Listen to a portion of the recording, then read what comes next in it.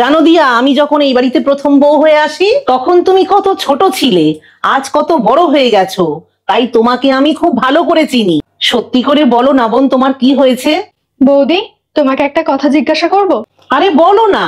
তুমি আর দাদা তো লাভ ম্যারেজ করেছিলে, তাই না? হ্যাঁ গো। আচ্ছা, দাদার মধ্যে কি এমন দেখে বিয়ে করেছিলে? এর মধ্যে দেখার কি আছে, আমি যে ওনাকে ভালোবাসতাম। না, ধরো আমার দাদার তো প্রচুর টাকা নেই, বড় বাড়ি নেই, গাড়ি নেই, তাহলে? কাউকে যে ভালোবাসলে তার বড় বাড়ি, গাড়ি, টাকা পয়সা এসব কিছু দেখতে নেই। দেখতে হয় মানুষটার মন, যে তোমাকে ভালোবাসবে, কেয়ার করবে, যত্ন করবে। তুমি বিয়ের আগে দাদাকে কোনো শর্ত দিয়েছিলে? দিয়েছিলাম তো। কি? তোমরা তো জানো, বলো, আমি বাবা মায়ের একমাত্র সন্তান। আমি ছাড়া যে ওদের আর কেউ নেই। তাই তোমার দাদাকে বলেছিলাম ও যেন দুটো পরিবারকে একসাথে নিয়ে চলে। আচ্ছা দিয়া, তুমি হঠাৎ করে এসব কথা জিজ্ঞেস করছো কেন? আসলে আমি একটা ছেলেকে ভালোবাসি। জিৎ, তোমার কি হয়েছে? কদিন ধরে আমি তোমাকে ফোন করছি, রিসিভ করছো না কেন?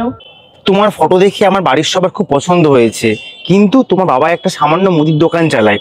এটা শোনার পরে আমার বাবা একটা কথাই বললেন, যদি আমি তোমাকে বিয়ে করি, বিয়ের পরে তুমি ওই বাড়ির লোকের সাথে কোন সম্পর্ক রাখতে পারবে না। তুমি বলে দাও বৌদি, এখন আমি কি করব? জানো বোন, স্বামী স্ত্রীর দুটো মন এক হলে তবেই ভালোবাসা হয়। দুজন দুজনের সুখ দুঃখে পাশে থেকে একসাথে চলার নামই হলো জীবন।